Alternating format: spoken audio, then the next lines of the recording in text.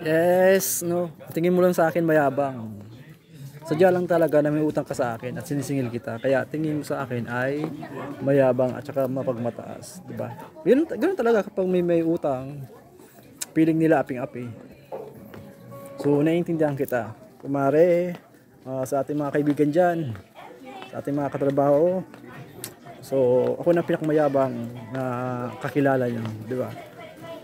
Basta wag niyo kakalimutan na may utang kayo kaya kayo sinisingil. So dahil sinisingil kayo, kaya mayabang. Diba? Asap sa piling na pinagsasabihan ako ng ganung bagay. So, sarap sa piling na, diba? Ngayon ko lang narinig yung ganun.